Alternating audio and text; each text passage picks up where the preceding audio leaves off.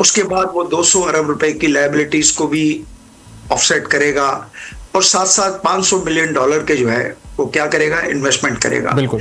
मेरे ख्याल ये तीनों शराइत जो थी वो बिल्कुल किसी तरीके से कोई अट्रैक्शन पैदा नहीं कर सकी उन 6 पार्टियों के हवाले से, जो आखिर में क्लोज करते हैं इस टॉपिक को कि फिर एक पार्टी आई। एनीवे 24 की जो है वो प्राइवेटाइजेशन टोटली फेल्ड हुई। मगर आपके किसी प्रोग्राम में मैंने ये भी कहा था कि मेरे अपने ख्याल में हम करोड़्स ऑफ रुपीस जब हम देते हैं, किसी एफए को अपॉइंट करते हैं, तो उस वक्त क्या सरकमस्टांसेस और सिचुएशन अराउंड, क्या हम जो है उसको नहीं देखते हैं कि आखिर हमने कौन से इंग्रेडिएंट्स सपोर्टिंग किसी इन्वेस्टर के लिए रखे हैं कि वो सामने आए। अच्छा, जब हम 85 उस वक्त के मुकाबले अब्दुल जब्बार साहब सिनेरियो भी काफी चेंज हो गया, अट्रैक्शन काफी बढ़ चूकी है, यूरोप के रूट्स बहाल हो गए, यूके के रूट्स भी किसी भी वक्त वो बहाल हो सकते हैं। जो प्री क्वालिफिकेशन 4 इन बिडर्स की अभी हुई है उसमें एक ही चूंकि एयरलाइन का ग्रुप है, एक और ऐसा कंसोर्शियम था जो इस प्री क्वालिफिकेशन में क्वालिफाई नहीं कर सका और उसमें भी एक एयरलाइन सरीन एयर मौजूद थी। तो ये क्या टर्म्स एंड कंडीशंस को मीट नहीं कर पाते बिडर्स, जो उनकी क्वालिफिकेशन नहीं हो पाती? ये प्री क्वालिफिकेशन से भी क्या मुराद है? अभी भी चांसेस हैं कि दीगर कंसोर्शियम्स इसको ज्वाइन कर सकें? नहीं, देखें इस वक्त जो एक सिस्टम है, चूंकि यहाँ पे बड़े क्वेश्चंस उठते हैं फिर, तो मेरे अपने ख्याल में कि जो भी एक फ्लो है, अब उस फ्लो में एक ह्यूमन एरर भी हो सकता है। मैं आपको बताऊंगा, I have also worked in privatisation commission, कि जब स्कोरिंग की जाती है, मुख्तलिफ लोग जब एक स्कोरिंग देते हैं, प्री क्वालिफिकेशन, हर प्रोसेस में एक स्कोरिंग और एक कंबाइंड विजडम कमेटियों की इस्तेमाल होती है। वहां पर जो है वो उस जगह पे कहीं पे आके जो है उस विजडम एक्सरसाइज होती है, जो भी एक मेजरिंग या डिस्ट्रिक्ट्स होते हैं। यहाँ पे अगर अखबारों के हवाले से भी बात करें, क्योंकि I am not over there, कि हम कहते हैं कि हाँ जी फाइनेंशियल एक स्ट्रेंथ, आपकी एक टेक्निकल स्ट्रेंथ, जिसका आपने खुद जिक्र किया कि एयर ब्लू और एयर अरेबिया के अलावा टेक्निकल स्ट्रेंथ के हवाले से मेरा ख्याल है कि मुझे भी कुछ थोड़ा सा शायद इख्तलाफ हो सकता है, but that is personal, you see. अब अगर हम आगे चलते हैं कि एक डॉक्यूमेंटेशन की रिक्वायरमेंट्स होती है, क्योंकि हम जब काम करते थे तो कुछ डॉक्यूमेंट्स आते थे, हम उसको कभी कभी शक व शुबहात से भी गुजारते थे, फिर उनकी वेरिफिकेशंस करवाते थे, फिर उसकी ऑथेंटिकेशन फिगर्स की जो है मुख्तलिफ तरीकों से, जैसे हम कहते हैं ग्रॉस और नेट, और एक फॉर एग्जांपल एक रेटिंग और एक क्वालिटेटिव चीज़ों में मेरा ख्याल है कि काफ़ी काम होता है। सो लेट मी से कि चीज़ें जो दी जाती हैं उसके मुताबिक स्कोरिंग में जो आपने बात की, हो सकता है कुछ वहाँ पे एयर अरेबिया वाला ग्रुप जो है वो नहीं आगे आ सका होगा, मगर technically yes air blue is there. अब इस प्री क्वालिफिकेशन के बाद जो है वो बायर साइड ये होगी। अब थोड़ी देर के लिए हम बात करेंगे क्या अट्रैक्शन होनी चाहिए इस वक्त।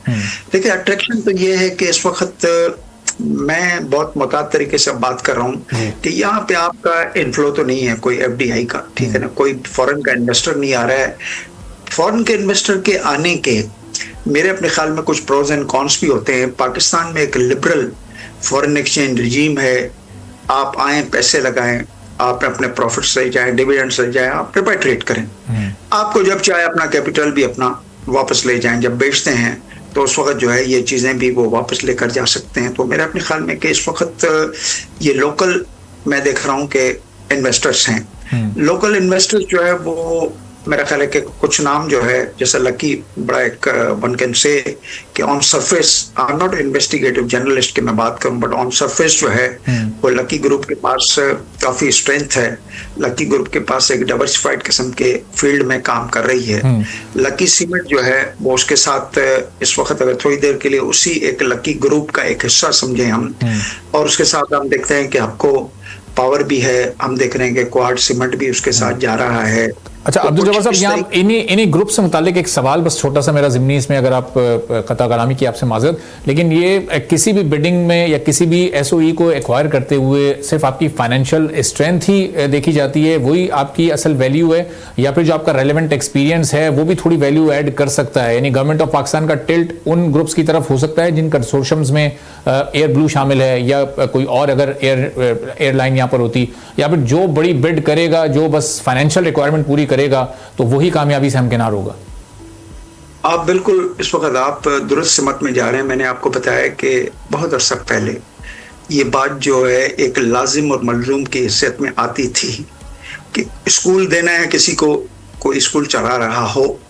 मुझे याद है कि ये HEC और दूसरी जगहों पे जो है जब ये शुरू बहुत अरसा पहले जब ये बातें होती थी तो हम कहते थे कि भाई इसने कोई इलेक्ट्रिकल कॉम्प्लेक्स कभी चलाया या नहीं। ये चीजें एक किस्म का न फकत इन चीजों के ऊपर एक अंडरस्टूड या अंडरस्टैंडिंग वाला इसरार होता था, बल्कि कुछ जो है guidelines if I can recall उसके बारे में मौजूद थी। इस वक्त मेरे अपने ख्याल में कि जो स्ट्रेंथ होगी वो वहां पे जाएगी जहां पे फाइनेंसेस होंगे। वो स्ट्रेंथ जो है वो एवेलुएटेड जो है वो आउटकम में यही होगा कि कौन जो है किस तरीके से जो है वो उसको अक्वायर करने की कोशिश करता है। जैसे लास्ट टाइम जो मिनिमम प्राइस थी, इस वक्त हम देखें कि ये किस तरीके से आते हैं। तो अब दूसरा होता है कि एक जैसा आपने वर्ड सुना होगा inside trading and all that. तो मेरे अपने ख्याल में कि यहाँ पे जो ग्रुप्स आ रहे हैं वो आपके सामने हैं, सबको मेरा ख्याल है कि सबके हवाले से।